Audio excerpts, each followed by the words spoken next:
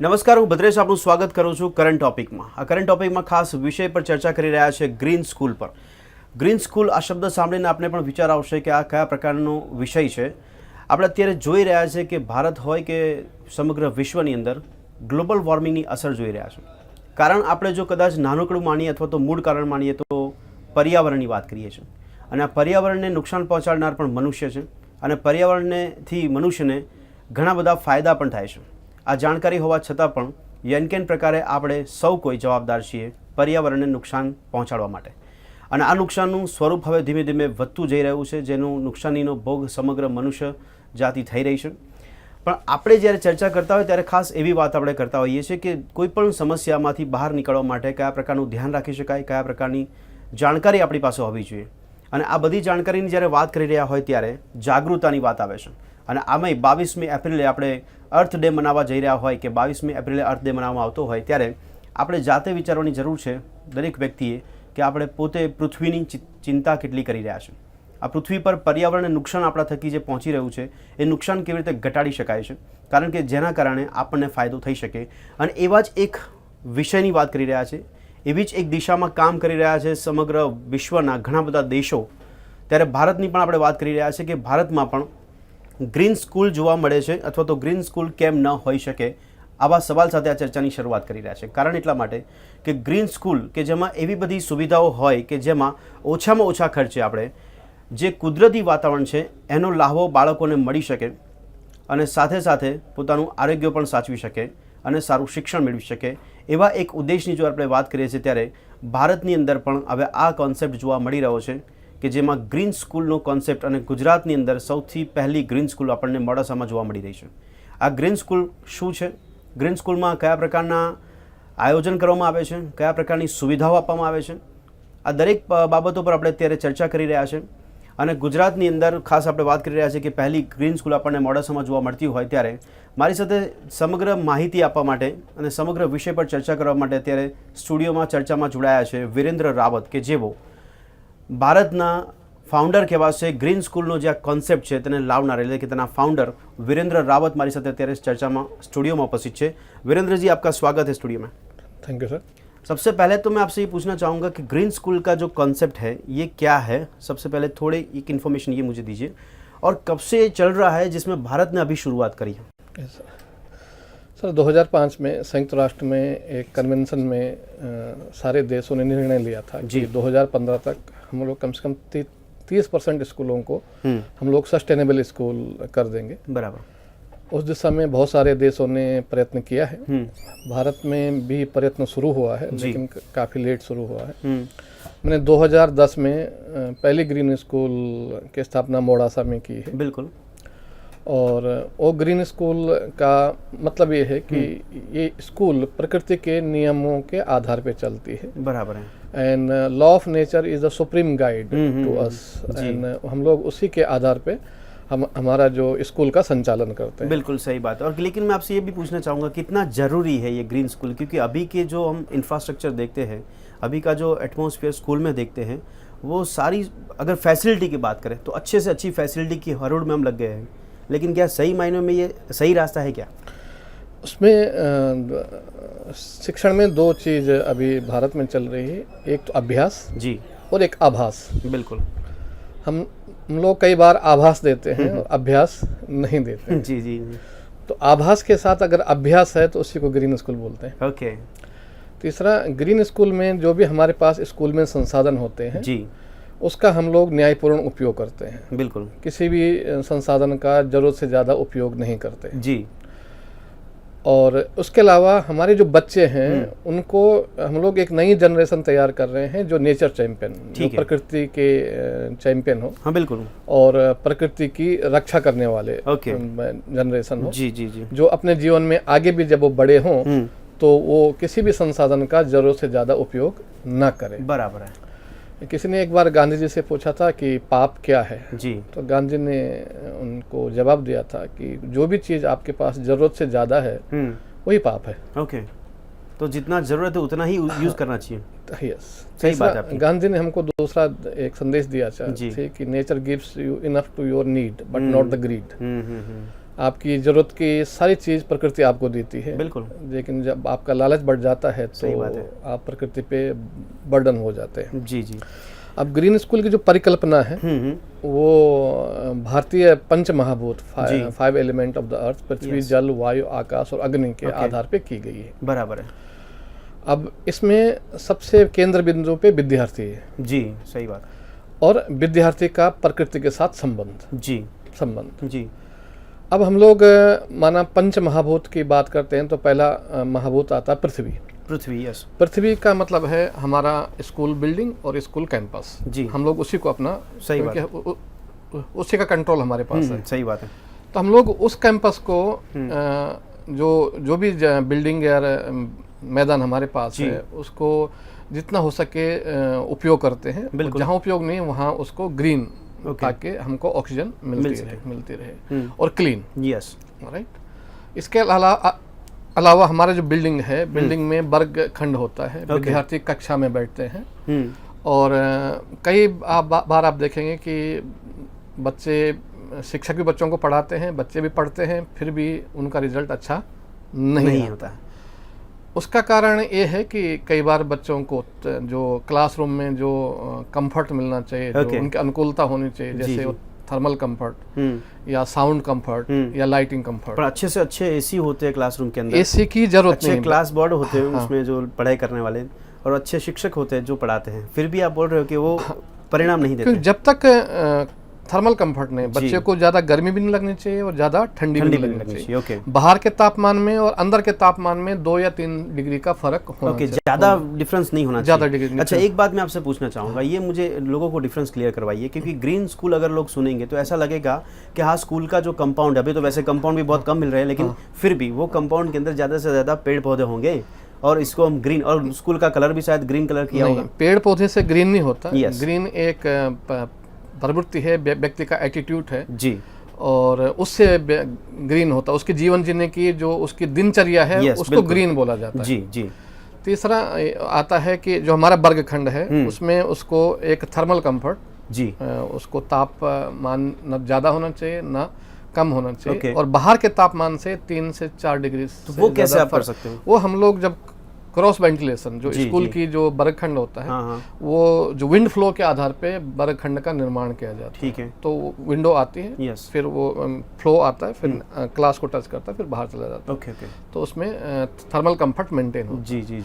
इसके अलावा sound comfort, क्योंकि हर क्लास में सब सीमेंट से बना हुआ है। जी बिल्कुल। तो जब भी बच्चे आवाज करते हैं तो जो है वो वापस आती है। सही बात है। अब वो वापस आते हैं तो बच्चों को पूरी सुनाई नहीं देती। सही है। और हमको लगता है कि हम तो पढ़ा रहे हैं, बच्चे पढ़ने रहे हैं। तो साउंड कंफर्ट में डीबीए लेवल हम लोग एवरेज 45 to 55 मेंटेन करते हैं। कई बार तो बहुत ज़्यादा होता है। जी। तीसरा, क्लास में माना एक क्लास है, उसमें 50 बच्चे हैं जी, अभी क्लास खाली है। हाँ बिल्कुल। तब उसमें कार्बन डाइऑक्साइड नहीं है। हाँ बराबर। जैसे 25 बच्चे गए, 50 बच्चे गए, तो कार्बन डाइऑक्साइड सबने कार्बन डाइऑक्साइड को एक्सेल किया। यस। तो वो कंसंट्रेट हो जाता है जी। तो जब तक उसको प्रॉपर वेंटिलेशन नहीं है, ओके, तब तक वो कंफर्ट नहीं देता। जी बिल्कुल। राइट। तीसरा, ये जो लाइटिंग कंफर्ट जी, तो हमारे यहाँ ग्रीन स्कूल में ज़्यादा से ज़्यादा जो डे लाइट में ही बच्चे पढ़ने चाहिए, उसमें ज़्यादा कंसंट्रेशन रहता है, ना कि आर्टिफिशियल लाइट में। बराबर। So lighting comfort, sound comfort and thermal comfort वर्गखंड में होने चाहिए। ओके। तीसरे, हमारे पास जितने भी टॉयलेट है वो एक्सेसिबल होने चाहिए जी। हर टॉयलेट में सूर्य का कम से कम 2 घंटा उसकी किरणें जानी चाहिए, ताकि उसमें जो जर्म्स है वो खत्म हो जाए। बिल्कुल सही है। नहीं तो हमको केमिकल का यूज करना पड़ता है। तो ऐसा ढांचा बनाना चाहिए। हाँ, तो ग्रीन स्कूल में केमिकल का उपयोग नहीं होता जी। केमिकल का उपयोग नहीं होता। ओके। ग्रीन स्कूल में कोई भी केमिकल, जो क्लीनिंग है, केमिकल हर्बल क्लीनर ही है। ज्यादातर स्कूलों में ऐसा होता ही है, क्योंकि उसको साफ रखने के लिए, स्वच्छ रखने के लिए, क्योंकि ग्रीन नहीं है। यस, ओके, ग्रीन नहीं है। तीसरा, अब ये हो गया पृथ्वी। फिर जल का मतलब है हमारे बरसात के रूप में जो भी जल आता है हम लोग उसका संग्रह करते हैं। जी बिल्कुल। और उसका फिर उपयोग करते हैं और फिर दोबारा उपयोग करते हैं। ओके। हमने तो हम जल को सकते हैं कि बच्चों को जो पानी यूज करने को मिलता है वो बारिश का जो पानी है, हाँ, उसी को इकट्ठा करके उसको आप रिसाइकलिंग करते हैं, उसी को उपयोग करते हैं। वो किस तरह की प्रोसेस होती है? वो हम लोग जैसे रूफटॉप से 20 माइक्रोन का फिल्टर लेके उसको अंडरग्राउंड में स्टोर करते हैं। ओके। और जो बारिश का पानी होता है सबसे शुद्ध पानी होता जी, है, बिल्कुल। शुद्ध पानी होता जी। है। हम लोग उसको यूज करते हैं, फिर भी हम लोग फिल्टर करते हैं। हम लोग आरओ नहीं करते फिल्टर, ओके। हम लोग सैंड फिल्टरिंग सिस्टम करते हैं, जी, मिट्टी जी। से फिल्टरिंग करते हैं। Yes, yes. तो उसमें मिनरल्स रहते हैं। बिल्कुल। तो मिनरल्स रहते हैं तो बच्चों में बीमारी कम होती है। ओके। अभी हम लोग जो पीते हैं आरओ, उसमें उसको हम लोग व्हाइट वाटर बोलते हैं। हाँ, बिल्कुल, व्हाइट वाटर। वो जो सैंड फिल्टर से हम लोग फिल्टरिंग करते हैं उसको हम लोग स्वीट वाटर बोलते हैं। जी, जी। तो उससे प्यास कम लगती है। जैसे आपका स्प्रिंग वाटर होता है, जी, पहाड़ जी, के जी, झरनों का जी, वाटर, जी, हाँ। वैसे ही वो पानी होता है। यस। तो पर स्टूडेंट का जो वाटर यूजेज है वो कम हो जाता है। ओके। व्हाइट वाटर आप 2 गिलास ओके, पीने उनको के बाद प्यास भी कम लगेगी तो पानी का पानी का उपयोग होगा। कम होगा। ठीक है। ये होगा। सेकंड थिंग आपका जल हो गया। जी। फिर हमारा जो जल को हम लोग 3 कैटेगरी में बांटते हाँ, हैं, स्वीट वाटर, जी। Grey water and black water, water. Okay. Grey water का मतलब जो हमारे हाथ मुंह धोने या Yes, कपड़े धोने हाँ, या हाँ, बर्तन हाँ, धोने का जो जी, जगह जी, है उसको हम लोग ग्रे वाटर बोलते तो हैं। उसको भी आप उसको रिसाइकिल करते हैं। फिर ठीक हम लोग उसको वाटरिंग के लिए, प्लांट के वाटरिंग के लिए, ओके, ओके, ओके। पेड़ पौधों के बिल्कुल, वाटरिंग के लिए काम करते हैं। फिर जो ब्लैक वाटर है उसको हम लोग रिसाइकिल नहीं कर सकते ब्लैक वाटर को। तो जल हो गया। फिर वायु हो गया। हाँ। वायु हम लोग ऑक्सीजन को इनहेल करते हैं, जी। लेकिन हम लोग उसको प्रोड्यूस नहीं करते। यस। इसका मतलब हम लोग एटमॉस्फेयर से लेते हैं। बिल्कुल। एक पेड़ एवरेज 11 किलो ऑक्सीजन ऑमिट करता हाँ, है। जी, जी, जी। तो 2 बच्चों के लिए काफी जी। होता है। हम लोग स्कूल में बच्चा आधा दिन रहता है, जी। तो हमने 4 बच्चों को उनके हर 4 बच्चे पे एक वृक्ष होना चाहिए, ओके। ताकि हम लोग जो भी ऑक्सीजन ले रहे हैं नहीं, वो पर भी वो तो क्लास के अंदर उनको तो जो ऑक्सीजन मिलने वाला वही मिलेगा ना फिर। ऑक्सीजन हम लोग ले रहे हैं। हाँ। लेकिन जितना हम लोग ले रहे हैं तो उसको वापस भी तो प्रकृति को देना है। देना पड़ता है, बिल्कुल। तो एक वृक्ष पे एक वृक्ष हमारे 4 बच्चों के लिए काफी होता है। जी, जी, जी। तो हर 4 बच्चों पे एक परिपक्व वृक्ष होना जरूरी है। ओके। ये हो गया वायु के लिए।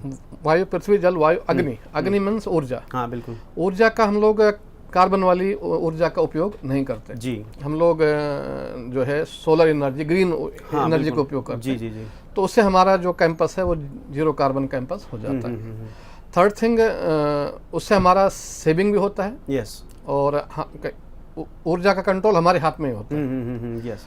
थर्ड थिंग जो है आकाश। आकाश। आकाश मीन्स आकाश नहीं, हम लोग इंफॉर्मेशन टेक्नोलॉजी का सबसे ज़्यादा इस्तेमाल करते हैं, ओके। ताकि हम लोग पेड़ को कटने से बचा सकें। जैसे कि एक बच्चे के बुक्स और नोटबुक जो 1 साल में उपयोग करता हाँ, है, बिल्कुल। उसमें कहीं ना कहीं एक पेड़ कटता है। जी, सही बात है।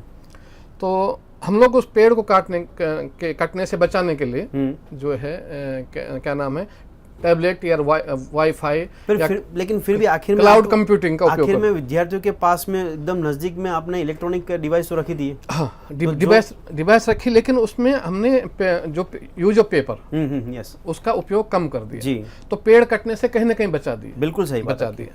तीसरा, हमारे पास जो भी पेपर का होता है, हमारे पास पेपर रिसाइकलिंग मशीन है। ओके। हर शनिवार को हमारे बच्चे खुद ही अपना चार्ट पेपर बनाते हैं। जी। हम लोग बाहर से नहीं लेते, जी। तो हम लोग उतना पेपर सेव करते ओके, हैं। ओके।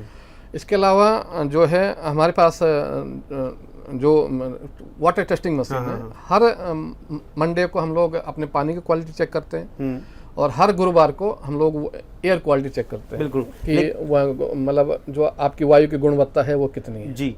अगर अच्छी नहीं है तो हम लोग उसको सुधारने के लिए तो ये प्रक्रिया है जो वो आप हर सप्ताह को करते हैं। यस, हर सप्ताह को विद्यार्थी जो है वो भी आ जाते हैं उसमें। यह विद्यार्थी जो स्कूल ग्रीन के जो स्कूल मैनेजमेंट का जो करता है। कॉन्सेप्ट है वो स्टूडेंट ड्रिवन है। जी, जी। स्टूडेंट ही उसका नेतृत्व करता है। बिल्कुल। तीसरा, क्योंकि स्कूल का वातावरण अच्छा होने से सबसे ज़्यादा फायदा इसका क्या है कि बच्चे का रिजल्ट इम्प्रूव होता है। ओके। उसमें गुणवत्ता में ज़्यादा आती है।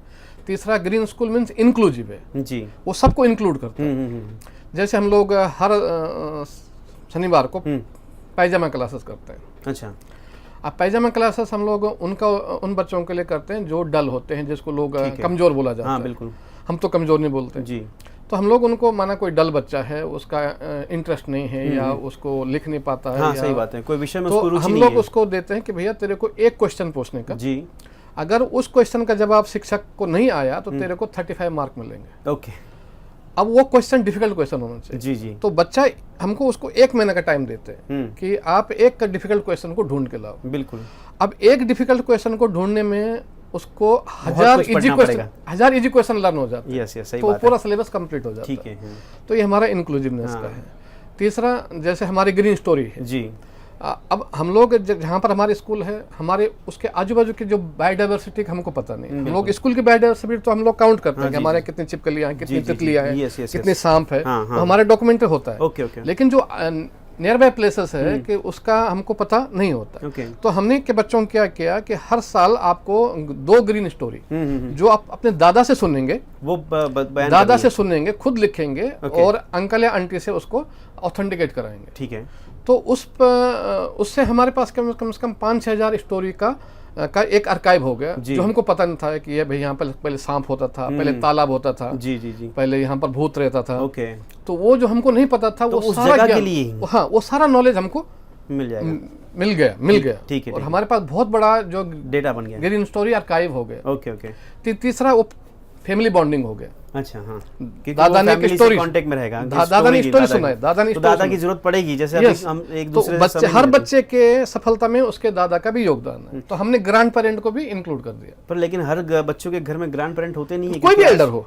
अच्छा, ओके, कोई नहीं है तो कोई भी एल्डर जो उसके फादर से। ग्रीन स्कूल के बारे में आप बता रहे हो तो मुझे एक कॉन्सेप्ट के बारे में पूछना आपको, कि जैसे आप बोल रहे हो केमिकल का उपयोग नहीं करते, लेकिन पूरे, अगर टॉयलेट की बात ना करें, लेकिन पूरे क्लास का जो इंफ्रास्ट्रक्चर है पूरे स्कूल का, कहीं ना कहीं तो जीव जंतु मिल जाते हैं। तो हमारे पे जो हर्बल क्लीनर्स होते हैं, अच्छा, वो इजीली अवेलेबल है और उससे कम से कम बच्चों पे कोई नेगेटिव प्रभाव नहीं पड़ता जी, और बच्चा हेल्दी रहता है। ग्रीन स्कूल में बच्चे बीमार नहीं होते।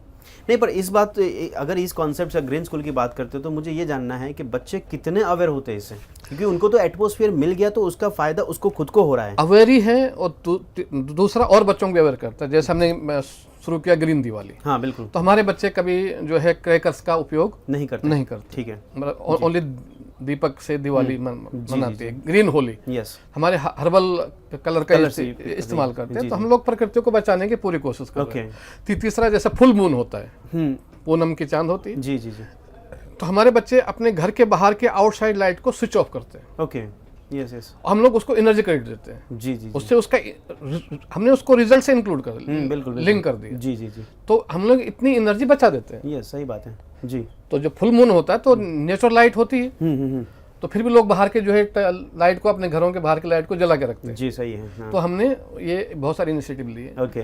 तीसरे, कोई हर एक के घर में होम गार्डन्स होते हैं। हाँ बिल्कुल, जब कोई टूर पे जाता, 10-15 दिन की छुट्टी पे जाता है, तो होम गार्डन के जो पौधे हैं वो सूख जाते हैं। सही बात है। तो हमारे बच्चे उनको अपने स्कूल में ले आते हैं। ओके, फिर उसके बाद हम लोग उसको खाद पानी देते हैं। अच्छा, और जब वो फैमिली वापस आते हैं तो हम लोग उनको छोड़ वापस देते हैं। ठीक है, तो उससे हमारा जो है सोशल बॉन्डिंग बढ़ा है जी, और हमारे बच्चों को इनाम भी मिला है। अच्छा, तो उससे हमारे बच्चों को एक प्रोत्साहन भी मिलता है। ओके, और हम लोग समाज के निर्माण में कहीं ना कहीं अपने काम आते हैं। नहीं, फिर भी मैं आपसे ये पूछना चाहूँगा कि बच्चों को अगर ये फैसिलिटीज़ मिलती है, नेचर की आप बात करते हो, प्रकृति की बात करते हो, अगर एक बच्चे को वहाँ पे क्लासरूम के अंदर प्रकृति की सुविधा मिल गई है, पर उसको कैसे मेंटेन करना है, तो उसकी अवेयरनेस कौन सी चीज़ों में आती है? फिर पानी की बात है, जल की बात है, तो किस तरह से आती है? वो जो भी बच्चा ग्रीन स्कूल में पढ़ता है, सबसे पहली बात है कि वो प्रकृति का क्या नाम है, शोषण नहीं करता। ओके, नहीं, लेकिन आप ऐसा कोई के संसाधनों का प्रोसेस वहाँ पे होती है कि बच्चों को बताया जा रहा है कि देखो आपने ये किया तो इतना नुकसान हुआ? हाँ, पूरा बताया। वो किस तरह से बताया? जैसे मैं आपको बताऊं कि मैं आपको गणित की बात बताऊं कि गणित जो है हर स्कूल में आप बोलेंगे कि गणित जो है डिफिकल्ट सब्जेक्ट होता है। हाँ बिल्कुल जी, बच्चों को डर लगता है जी। अब गणित is all about shape and size, अलग अलग शेप के किसी भी रूप में उसको गणित बोला जाता है। तो हम लोग क्या करते हैं कि बच्चों को ग्राउंड में ले जाते हैं। ठीक है, फिर कोई बच्चा circle, semi circle, rectangle, triangle, different shapes बनाते हैं, उसमें डिफरेंट ग्रेन्स, कोई ज्वार, बाजरा, गेहूं, दाल वगैरह डालते हैं जी। फिर बर्ड्स आते हैं, फिर बर्ड उनको गेहूं को ले जाता है, कोई दाल को ले जाता है, तो हमारे बच्चे उसको पूरा नोट करते हैं। ओके, तो उस कॉन्सेप्ट में उसका पूरा जो मैथमेटिक्स उसकी पूरी समझ में आ जाती है। इसके लिए हमारे ग्रीन गेम्स होते हैं। ओके ओके जी, ग्रीन गेम्स होते हैं। हु एम आई, तो कोई शेर बनता है। ओके, तो उस शेर के क्या फीचर होते हैं? ठीक है, वैसे तो कुदरत ने प्रकृति मुफ्त में दी है मनुष्य को, लेकिन आप जब बात कर रहे हो ग्रीन स्कूल की बनाने की बात, कुछ पर्टिकुलर एरिया की बात होती है, कुछ विस्तार की बात होती है, तो इसमें भी खर्चा तो होता होगा ना?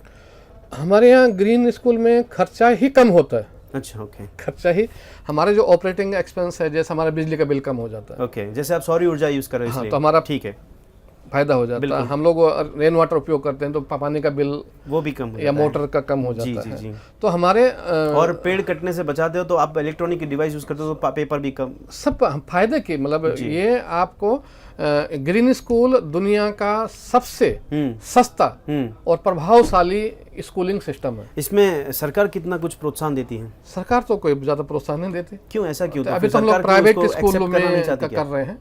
अभी सरकार में अभी ये बाकी है, क्या नाम है, जैसे वो लोग इंट्रोड्यूस करेंगे। इस बार भारत सरकार ने मुझे यूनेस्को जापान प्राइज के लिए नॉमिनेट किया था। 50,000 का था, $50,000 का था। मैं सेलेक्ट नहीं हुआ, दूसरी कंट्री को मिला, लेकिन भारत सरकार ने मेरा नाम नॉमिनेट किया था। बिल्कुल।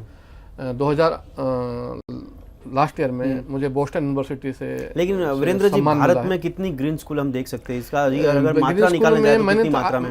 अप्रोक्स 100 हम लोग 100 पूरे भारत में? पूरे भारत में। ओके। और ये अभी बहुत ज्यादा, कितने समय के अंदर हम इतने स्कूल देख पाए रहे कि ये ग्रीन स्कूल बनी है? मुझे आशा है कि अगले 4-5 सालों में सबको ग्रीन होना ही पड़ेगा। ऐसा नहीं कि उनकी मतलब इच्छा होगी, लेकिन उनको फोर्सफुली होना पड़ेगा। लेकिन गवर्नमेंट इसको पॉलिसी के तौर पे नहीं देख रही है? गवर्नमेंट भी देखेगी।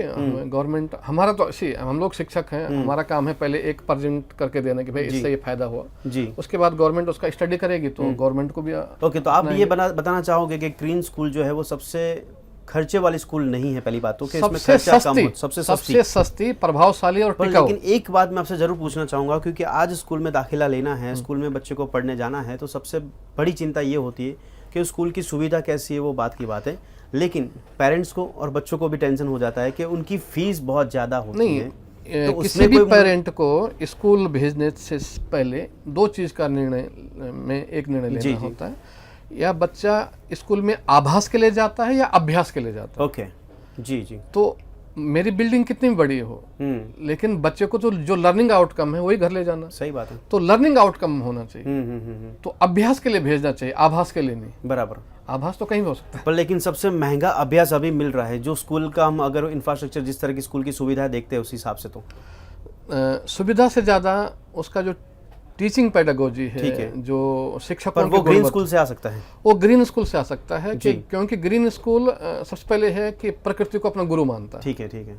और जब प्रकृति को गुरु मानता है तो वो प्रकृति के सारे नियमों का सम्मान करता है। सही बात है। तो जब प्रकृति के नियमों को सम्मान करता है तो उसी को तो ईश्वर की प्राप्ति बोला जाता है। बिल्कुल बिल्कुल। तो दर्शक મિત્રો, કરંટ ટોપિકમાં ચર્ચા નહીં સમાપ્ત કરે છે, પરંતુ ગ્રીન સ્કૂલની આપણે વાત કરી રહ્યા છે ત્યારે સમગ્ર ભારતમાં અત્યારે જે મોટા પ્રમાણમાં ગ્રીન સ્કૂલ જોવા મળી રહી છે, પણ આશા રાખીએ કે સરકાર જે છે એનું પણ પ્રોત્સાહન મળે અને સરકાર પણ આના માટે એક પોલિસી તૈયાર કરે અને નજીકના ભવિષ્યમાં આપણને ગ્રીન સ્કૂલોનું પ્રમાણ વધારે જોવા મળે, કારણ કે આખરે ને આખરે ઉદ્દેશ એ છે કે અભ્યાસ સૌથી સસ્તો પણ મળી શકે, પરંતુ અભ્યાસ સૌથી સારો મળી શકે। અને આ અભ્યાસ એટલો સારો હોઈ શકે છે કારણ કે એમાં પ્રકૃતિના વિશેની જે માહિતી છે એ બાળકોને આપી શકાય, કારણ કે આપણે લોકો જ્યારે ચર્ચા કરતા હોય ગ્લોબલ વોર્મિંગની ત્યારે ચોક્કસપણે એવું કહેતા હોય કે દરેક વિષયોને બાળકોના અભ્યાસમાં આવરી લેવા જોઈએ, પરંતુ જો બાળકોને પ્રકૃતિ જેવું જ વાતાવરણ મળે શાળામાં, એટલે કે ગ્રીન સ્કૂલ, તો એમને ઓટોમેટિક ખ્યાલ આવશે કે ગ્રીન સ્કૂલ એટલે કે પ્રકૃતિ શું છે અને એનું ધ્યાન આપણે કેવી રીતે રાખી શકાય। આશા રાખીએ છીએ કે આ સમગ્ર માહિતી જે છે આપને ખૂબ જ સારું એવું માર્ગદર્શન મળ્યું હશે અને સાથે સાથે લોકો પણ પ્રકૃતિ વિશે વધારે પડતી જાણકારી મેળવી શકે તેવી આશા રાખીએ છીએ। આ ચર્ચાને અહીંયા સમાપ્ત કરે છે। इस चर्चा में आपने भाग लिया सर, इसलिए आपका धन्यवाद सर। Thank you sir. तो फरी મળીશું દર્શક મિત્રો કરંટ ટોપિકમાં એક નવા વિષય પર ચર્ચા કરવા માટે। ત્યાં સુધી રજા આપશો। નમસ્કાર।